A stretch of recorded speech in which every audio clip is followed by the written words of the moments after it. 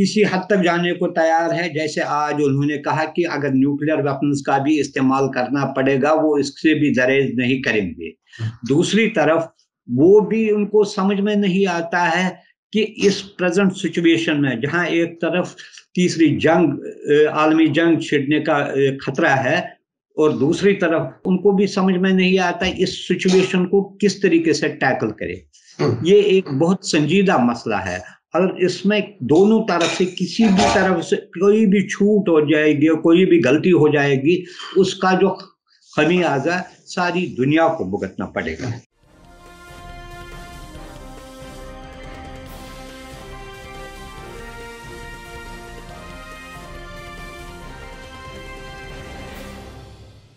Hello, नमस्कार, आदाब, सत श्री अकाल और अस्सलाम वालेकुम। मैं हूं मोहम्मद अहमद काज़मी, लेकर आया हूं आपका पसंदीदा कार्यक्रम आपके रूबरू। यूक्रेन जंग के सिलसिले में मीडिया स्टार वर्ल्ड लगातार आपको कवरेज पहुंचा रहा है। उसके साथ साथ कुछ जानकार एक्सपर्ट लोगों की राय भी आप तक पहुंचा रहा है ताकि आप जंग के मुख्तलिफ पहलुओं को समझ सकें। हमारे दर्शक दुनिया भर में मीडिया स्टार वर्ल्ड को देख रहे हैं और काफ़ी ऐसे मैसेजेस आ रहे हैं जिसमें उन्हें लगता है कि हम काफ़ी हद तक जंग को कवर कर रहे हैं। इस वक्त सूरत हाल यह है कि रूस के क्रेमलिन के स्पोक्स पर्सन, जो हुकूमत के स्पोक्स पर्सन हैं, उन्होंने CNN के साथ इंटरव्यू में कहा है कि अगर हमारे वजूद को खतरा होगा तो हम न्यूक्लियर हथियार इस्तेमाल कर सकते हैं। इससे पहले रूस ने हाइपरसोनिक मिसाइल जो आवाज़ से 5 गुना स्पीड के साथ अपने निशाने तक जाती है उसका इस्तेमाल किया है। खतरनाक सूरत हाल बनी हुई है। अमेरिका अभी भी वो दबाव वाली पॉलिसी अपनाए हुए है। अभी जिस तरह के हालात हैं, जो यूक्रेन के प्रेसिडेंट हैं वो बातचीत की बात भी बार बार कहते हैं और कभी कभी उनका जो स्टेटमेंट होता है ऐसा लगता है कि वो जंग करने के मूड में हैं। इस सब के बारे में जानने के लिए हमारे साथ इस वक्त खास मेहमान हैं सीनियर जर्नलिस्ट शेख मंजूर साहब। शेख मंजूर साहब, वेलकम है आपका। मीडिया स्टार वर्ल्ड को आपने वक्त दिया। आप बताइए कि जंग तकरीबन 1 महीना पूरा होने जा रहा है, अब आप क्या कहते हैं? जबकि हाइपरसोनिक हथियार इस्तेमाल हो चुके, न्यूक्लियर हथियारों के इस्तेमाल की धमकी दी जा रही है, आप अब क्या महसूस कर रहे हैं इस जंग के बारे में? देखिए, जैसे मैंने पहले कहा है कि जंग रूस ने शुरू की और इस जंग को रूस ही खत्म करेगा, चाहे उसके लिए उसको कोई भी कुर्बानी देनी पड़े। जैसे आपने इससे पहले कहा, आज इनके स्पोक्स पर्सन ने कहा कि अगर जरूरत पड़ी हम न्यूक्लियर वेपन्स का भी इस्तेमाल करेंगे। ये दिखाता है कि रूस इस जंग को जीतने के लिए या जो उनके जो मकासद है इस जंग के लिए जो थे उसको पूरा करने के लिए वो किसी हद तक भी जाएंगे। लेकिन रूस को सबसे बड़ी प्रॉब्लम ये हुई, उनको ये एक्सपेक्टेशन नहीं थी कि ये प्रोटेक्टेड जंग चलेगा। ये आज इसका 1 महीना तकरीबन होने वाला है, या उनको ये लग रहा था ये, हालांकि यही व्यूज वेस्टर्न इंटेलिजेंस एजेंसीज के थे, CIA के थे, तो उनको लग रहा था अगर रूस हमला भी करेगा तो ये ज्यादा से ज्यादा 1-1.5 हफ्ता। लेकिन जितना ये खिंच जा रहा है इसमें टेंशन बढ़ रहा है, इसमें जो दूसरी चीजें हैं, खतरात ये भी बढ़ रहे हैं कि शायद ये किसी तरीके से ये आलमी जंग ना बने। क्योंकि जब इन्होंने इस्तेमाल किया हाइपर सुपरसोनिक मिसाइल जो इस्तेमाल किया, वो रूस कन्वे करना चाहता है अपने एडवर्सरीज को कि देखिए अगर मेरे मुतालबात, मेरा जो इंटेंशन जो उन्होंने यूक्रेन के बारे में उसका जो है, अगर वो पूरे नहीं है वो किसी भी हद तक जाने को तैयार है। जबकि दूसरी तरफ अमेरिका तो एक तरीके से रूस पर तरह तरह के दबाव डालता है, सैंक्शंस लगा रहा है, आर्म्स एंड एम्यूनिशन दे रहा है यूक्रेन, और वहां पर जो वॉलंटियर्स भी जा रहे हैं लड़ने के लिए। लेकिन वो इस चीज से कतरा रहा है कि ये कहीं ये बियॉन्ड यूक्रेन बॉर्डर्स न फैल जाए। वो इससे हिचकिचा रहा है, इससे दूर उसको बंद करने के within the boundaries of Ukraine ही इस जंग को रखने की कोशिश कर रहा है। यही हाल यूरोपियन यूनियन का भी है, क्योंकि उनको लग रहा है अगर जंग फैल गई तो उसके लिए सबसे बड़ा जो है पहले वही इसके जद में आ जाएंगे। हालांकि प्रेसिडेंट बाइडेन अगले हफ्ते वो पोलैंड भी जा रहे हैं, जहां वो दूसरे जो नाटो मुल्कों के जो सरबराह है उनसे भी बात करने को तैयार है। लेकिन अब उन्हें भी ये समझ में नहीं आता है कि इस जंग को किस तरीके से खत्म किया जाए। उसमें अगर देखेंगे सबसे बड़ा रोल जो रहा है यूक्रेन के प्रेसिडेंट का रहा। उसके जो स्टेटमेंट्स आ रहे हैं वो कंट्राडिक्टरी स्टेटमेंट्स। आज उसने कहा मैं प्रेसिडेंट पुतिन के साथ बातचीत करने के लिए तैयार है। किस चीज के लिए तैयार है वो ये नहीं कहता है। वो बातचीत के लिए एक एजेंडा होना चाहिए। जो रशिया ने जंग शुरू होने से पहले जो मुतालबात किए थे, क्या वो उसके लिए तैयार है? एक तरफ वो अच्छा, दूसरी तरफ जैसे आपने खुद भी कहा कंट्राडिक्शन उनमें इतना है। दूसरी तरफ वो कहता है, अभी भी मैं कहता हूँ नाटो अलाइज को, नाटो के जो कंट्रीज है वो उसको नो फ्लाई जोन, नाटो का मेंबर मुझे तस्लीम करे, नाटो अलाई तस्लीम करे, आर्म्स एंड एम्यूनिशन के रेजिस्टेंस में करे। इस सारे खेल में, इस सारे जंग में अगर देखेंगे सबसे ज्यादा नुकसान जो हो रहा है वो यूक्रेन का हो रहा है। लोग मर रहे हैं, इंफ्रास्ट्रक्चर तबाह हो गए, उसके डिफेंस इंस्टॉलेशन बर्बाद हो गए हैं। दे रहे हैं वो रेजिस्टेंस दे रहे हैं, इस वजह से रेजिस्टेंस दे रहे हैं कि दूसरा साइड भी ये नहीं चाहता है कि सिविलियन कैजुअलिटी ज्यादा से ज्यादा हो, वो मिनिमाइज करने की कोशिश करे। लेकिन जब शुरू होती है इसमें फिर कहीं ना कहीं तो सिविलियन भी इसके जद में आ रहे हैं, उनको भी बहुत नुकसान हो रहा है।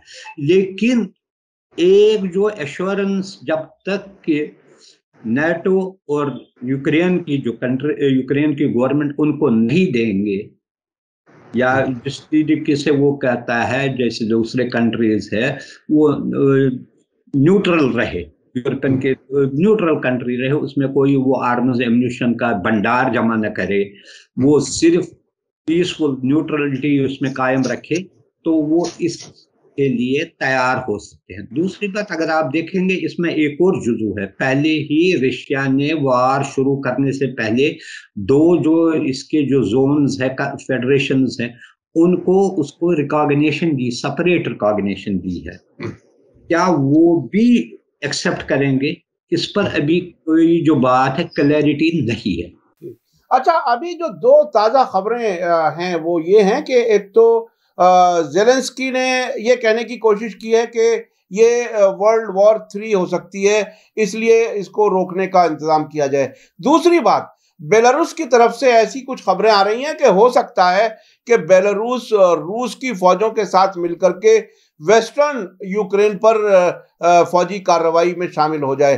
तो ऐसी सूरत में अगर ऐसा कुछ हुआ, बेलारूस भी इसमें शामिल हो गया, चूंकि वो रूस के हिमायत याफ्ता या उसके साथी हैं, आप उसे कैसे देखते हैं? देखिए, अगर आप देखेंगे जंग शुरू होने से पहले ही बेलारूस के साथ जॉइंट मिलिट्री एक्सरसाइजेस हुए हैं।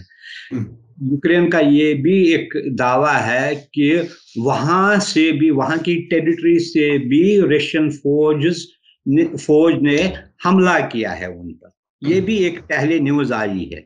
दूसरी बात, अगर उन्होंने वो फ्रंट भी खोल दिया तो इसके बढ़ने के चांसेस ज्यादा है। लेकिन इसमें सबसे ज्यादा रोल जो है प्रेसिडेंट यूक्रेन का है। अगर उसने देखा उसकी कंट्री को कितनी तबाही हुई है, लोग 3 मिलियन से ज्यादा लोग भाग गए हैं। इसमें कल ही आया है तकरीबन 2.5 मिलियन से ज्यादा सिर्फ पोलैंड गए। उसके अलावा वो जो है, जो उसने स्टम्बॉर्मनेस दिखाई पहले बिगिनिंग में, और अब वो क्योंकि उसका सारे एक सिटी को ये किया है, कीव के इर्द गिर्द भी घेरा पड़ा है, जो उसके एयरपोर्ट, जो इसके बड़े बड़े चीजें हैं उन पर टारगेट किया गया है। देखिए, उन्होंने भी कोई नाटो के जो कंट्रीज है, यूएस है, उनके साथ भी वो कलेक्टिवली बैठ के कोई स्ट्रेटजी नहीं अडॉप्ट की कि किस तरीके से रशिया का मुकाबला करे या उनके साथ नेगोशिएशन शुरू करे। उस पर भी हर कंट्री का जो है अपना अपना डिफरेंट व्यू पॉइंट है, और इसी वजह से जो ज़ेलेंस्की है वो भी कभी टॉक्स के लिए तैयार होते हैं, कभी यहाँ की तरफ जो है, कभी नाटो के प्रो नाटो बातें कर रहा है, यहाँ तक भी कहता है कि मैं किसी भी तरीके से मुझे उनको नॉन नाटो मेंबर बनाना चाहिए। इस तरीके से उनके पास भी कोई क्लियर कट प्लान नहीं है कि वो किस तरीके से इस जंग को खत्म करने के लिए या रशिया के साथ मुकाबला करने के लिए कोई स्ट्रेटजी अडॉप्ट करे। वो डे टू डे बेसिस पर चलाते हैं। हर दिन अमेरिका का भी यही रोल है, यूरोपियन कंट्रीज का भी यही रोल है, जैसे वहां से रिएक्शन आती है उसी पर रिएक्शन देते हैं। लेकिन एक महीना गुजरने के बाद भी कोई एक यूनिफाइड जिसमें कोई जो कंसेंसस जिसमें बनाई गई हो, ऐसी कोई ना मिलिट्री स्ट्रेटजी बनाई गई ना डिप्लोमेटिक स्ट्रेटजी बनाई गई कि किस तरीके से इस मसले का कहीं ना कहीं सद्भाव ढूंढा जाए। अब इसमें जो है सारे अपने अपने तरीके से कह रहे हैं हम मीडिएट करेंगे। मीडिएट किस पर करेंगे? जब तक क्लैरिटी नहीं होगी कि हम इन इश्यूज पर बात करेंगे और दूसरा साइड भी इन इश्यूज पर बात करने के लिए तैयार है, वरना just for the sake of meeting जो है वो तो होती रही है, उसका कोई नतीजा नहीं निकलता है, जंग भी जारी रहता है। बीच बीच में वो पाज भी लेता है कहीं कहीं, जब उनको शायद उसके रसद की जरूरत होती है, फौजी रसद की जरूरत होती है, कुछ चीजें हैं। लेकिन जब तक कि एक फार्मूला के तौर पर इसको इस्तेमाल नहीं बनाया जाए, जंग ऐसे ही रहेगा, डायरेक्शन लेस रहेगा। किसी को, रशिया को भी पता नहीं है, वो भी इस जंग को, ये जो टारगेट इस जंग से उसका है, उसको अचीव करने के लिए वो भी किसी हद तक जाने को तैयार है। जैसे आज उन्होंने कहा कि अगर न्यूक्लियर वेपन्स का भी इस्तेमाल करना पड़ेगा वो इससे भी दरेज नहीं करेंगे। दूसरी तरफ वो भी उनको समझ में नहीं आता है कि इस प्रेजेंट सिचुएशन में जहां एक तरफ तीसरी जंग, आलमी जंग छिड़ने का खतरा है, और दूसरी तरफ वो नहीं, उनको भी समझ में नहीं आता इस सिचुएशन को किस तरीके से टैकल करे। ये एक बहुत संजीदा मसला है, और इसमें दोनों तरफ से किसी भी तरफ से कोई भी छूट हो जाएगी, कोई भी गलती हो जाएगी, उसका जो खमियाजा सारी दुनिया को भुगतना पड़ेगा। अच्छा, अभी एक तो ये कि पेस्कोव ने एक बात ये भी कही इस इंटरव्यू में कि हमारी जंग जो हमने तय किए थे मकासद, उसकी तरफ बहुत ही उसी डायरेक्शन में जंग जा रही है। साथ साथ एक खबर आई है इटली से कि इटली से ह्यूमन सपोर्ट के तौर पर सामान के साथ में बहुत बड़ी मिकदार हथियारों की पाई गई है। वहां इटली में प्रोटेस्ट हो रहे हैं कि ये हथियार क्यों भेजे जा रहे हैं। तो इसको कैसे देखते हैं? क्योंकि इटली बहरहाल एक ऐसा मुल्क है कि आमतौर पर अब से पहले देखा जा रहा था कि वो बहुत खामोश था, लेकिन हथियार बेचने वाली बात अब सामने आ रही है वहां से भी। देखिए, अगर आप, पहले भी हमने इस पर बात की है, अमेरिका और जो नाटो नेशंस है वो हथियार बराबर देते हैं, इंक्लूडिंग ब्रिटेन, और इसके अलावा दूसरे इलाकों से भी इनको जो है, कंट्री से भी हथियार इनको है। लेकिन हथियार कौन इस्तेमाल करता है? Ukraine people. और हो सकता है कुछ जो वॉलंटियर्स है, वो जो एक रेगुलर फौज नहीं, उनका इसका इस्तेमाल जो है लिमिटेड हो सकता है, लेकिन अल्टीमेटली इन्हीं पर करना है। इसीलिए जो है इन हथियारों को सप्लाई करने में का कोई पर्पस ही सालों नहीं होगा। सिर्फ ये होगा कि इससे जो जंग वो ज्यादा देर तक चलेगी, उसके अलावा उसका कोई पर्पस सॉल्व नहीं होगा। यहां तक कि दूसरी तरफ, जैसे आपने कहा, रशिया ने कहा, ये मैं पहले से कहता हूं कि जंग उन्हीं के जो उनके जो पॉइंट्स है, जो उनके डिमांड्स है, जो उनको लगता, जब उन्हें लगेगा कि हमें इस जंग से जो करना था वो हमने अचीव किया, तब तक वो जंग बंद नहीं करे। हालांकि उसके लिए उनको बहुत ही नुकसान क्यों ना उठाना पड़ेगा। वो इसको, क्योंकि ये रशिया इसका इतना बड़ा पावरफुल कंट्री था। एक एक टाइम वो अमेरिका के कोल्ड वार में यही दो बड़ी पावर्स थे मिलिटरीली पावर, अभी भी मिलिटरीली बहुत स्ट्रांग। अगर इसने कोई वीकनेस दिखाएगी तो आइंदा जो इसकी जो पोजीशन है वो इतनी स्ट्रांग नहीं रहेगी। इस वक्त आपने देखा दुनिया का आधा हिस्सा जो है वो साइलेंट बैठा है। वो उन्होंने इस जंग में न्यूट्रलिटी दिखाई, यहाँ तक कि इंडिया ने दिखाई, पाकिस्तान ने दिखाई, इवन अरब कंट्रीज ने दिखाई। वो नहीं चाहते, वो इसको वॉच कर रहे हैं। अगर इसमें किसी किस्म की वीकनेस इस वक्त रशिया दिखाएगा तो आइंदा उसके लिए पॉलिटिकली और मिलिटरली उसके लिए सबसे ज्यादा नुकसानदेह साबित होगा। इसलिए उनका यही है, डू और डाई बैटल यहाँ कर रही है उनके लिए। अच्छा, भारत के बारे में आपने कहा, एक जो बाइडेन की तरफ से एक बयान आया है जिसमें वो क्वाड की मीटिंग में उन्होंने कहा कि बाकी तो सब मुल्क हमारे साथ हैं लेकिन भारत का रवैया अलग है। इसलिए आपको क्या लगता है, ये भारत का रवैया अलग कह करके वो नाराजगी जाहिर कर रहे हैं या उसके साथ एडजस्ट होकर चलने की बात है? देखिए, आज उसका एक और बयान आया है उनकी तरफ से।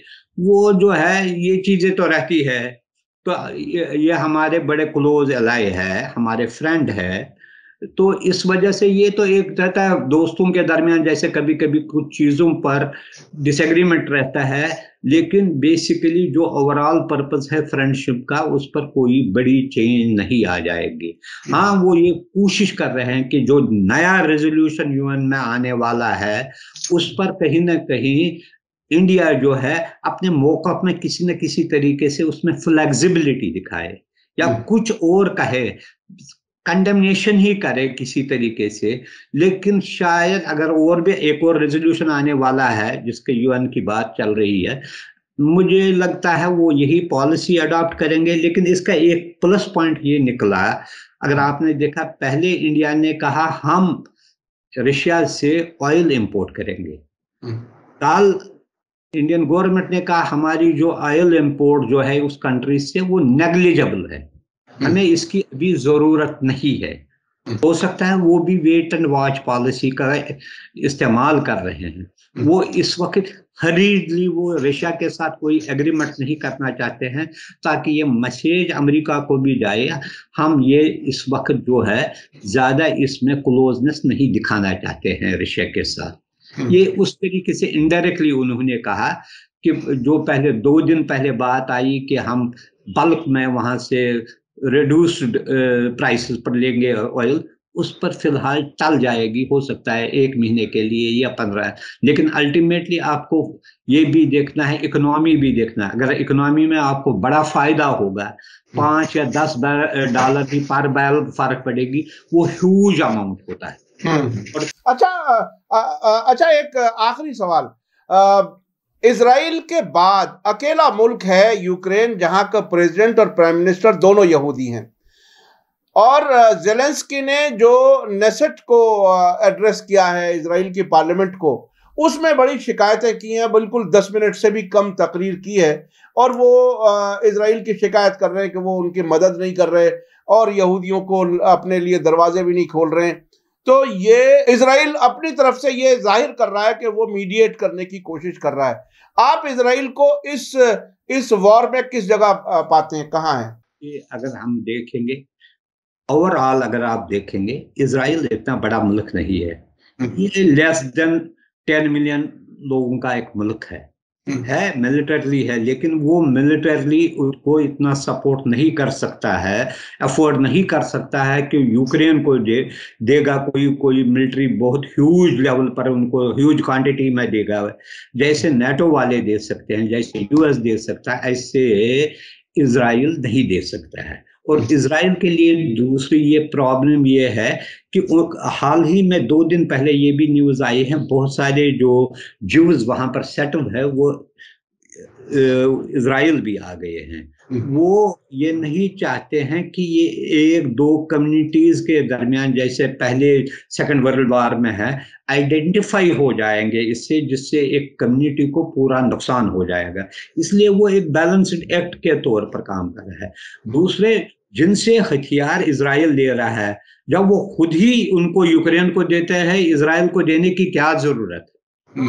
ये उसका सिर्फ ये पॉइंट है कि वो उनको मॉरली, डिप्लोमेटिकली और ओपनली सपोर्ट करना चाहिए। हालांकि उन्होंने कंडेमनेशन की है एक, लेकिन इतनी स्ट्रांगली नहीं किया था जितना उनसे ज़ेलेंस्की एक्सपेक्ट कर रहा था। बहुत बहुत शुक्रिया शेख मंजूर साहब, आपने बहुत ही मुख्तलिफ पहलुओं से बातें बताई, ख़ास तौर पर यह कि रूस ही इस जंग को ख़त्म कर सकता है, उसके बगैर जंग ख़त्म नहीं होगी। ये बात आप बार बार शुरू से कह रहे हैं बड़ी कंसिस्टेंसी के साथ। इसके साथ ही आपने बताया कि ज़ेलेंस्की का भी रुख जो है वो बार बार बदल रहा है, और खुद नेटो के और अमेरिका के और खुद यूक्रेन के पास कोई अभी तक ऐसी यूनिफाइड पॉलिसी स्ट्रेटेजी नहीं है जिससे रूस का सामना किया जा सके। उधर खतरा है, न्यूक्लियर हथियारों के इस्तेमाल की धमकी है, हालात खराब हैं, लेकिन देखते हैं, 1 महीना हो गया, आगे कब तक जंग चलती है। बहुत बहुत शुक्रिया शेख मंजूर साहब, आपने हमें वक्त दिया। इसी के साथ मुझे दीजिए इजाजत। धन्यवाद, शुक्रिया। जय भारत, जय हिंद। मीडिया स्टार वर्ल्ड के और वीडियो देखने के लिए हमारे चैनल को सब्सक्राइब करें और सीधे नोटिफिकेशन पाने के लिए बेल आइकन दबाएं। और अगर हमारी खबर सच्ची और अच्छी लगे तो अपने व्हाट्सएप, इंस्टाग्राम, फेसबुक और ट्विटर अकाउंट पर ज़रूर शेयर करें।